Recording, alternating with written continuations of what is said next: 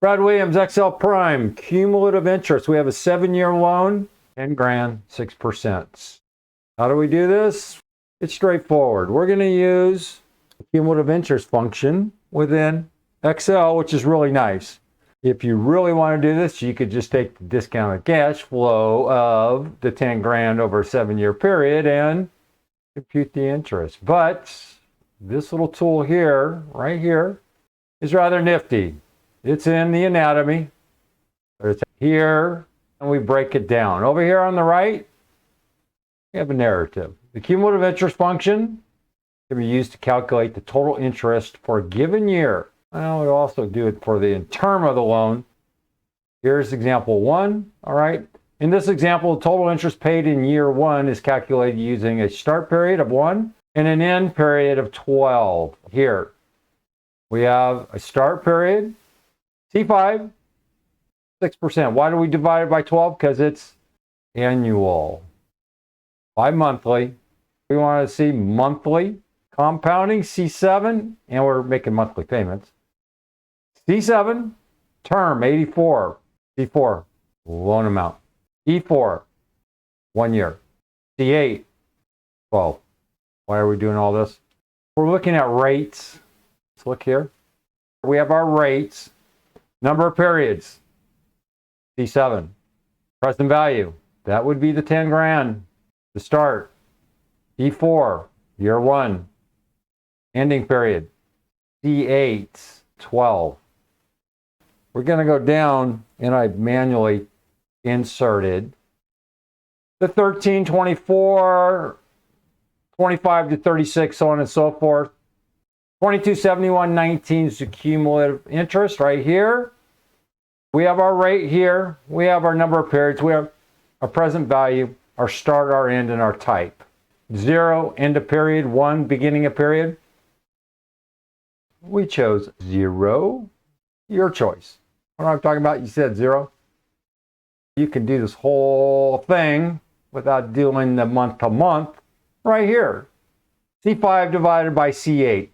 You're going to have your interest divided by 12. C7, that's going to be your term, 84 months. We have our loan amount. Our start, year 1. C7 is going to be 84. We're breaking it down by month. Why? C5 divided by 8 monthly.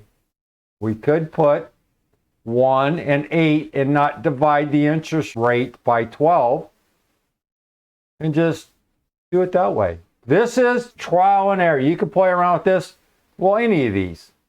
If you put a negative in the wrong place, or you forget to put in, or you don't enter a number of periods or what have you, you're going to go, what the heck is all this? And then the other is, why is there payment in there? Well, because that beautiful thing called copy paste, you're going to see in this tutorial, there's a lot of commonality. And so I just copy paste and then I modify it.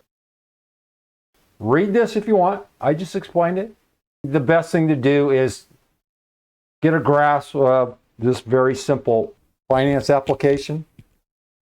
Work through the rest of the finance tutorial. I will have a comprehensive, and I'm not sure where I'm going to go with it.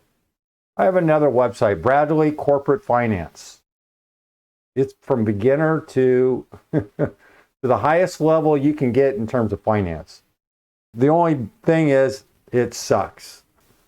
I've been diddling around with it for years, and I took the lazy route out, and I elected not to communicate anything. I just put it in spreadsheets, and really, because of the level, you just can't follow it. So look forward to all of the Bradley Corporate Finance in video at some point in time. It's a huge project.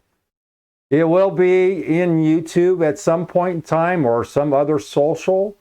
If you really find this stuff boring, then go to Bradley Corporate Finance, and and shake your head going, Williams, what in the hell were you doing? Well, it's the stuff that I used to do, and I just took it for granted that, look, if you're in finance, you could probably put the pieces together. But I went back and looked at it, and I just said, I wouldn't even pay attention to this stuff. Brad Williams, XL Prime. Thanks for watching.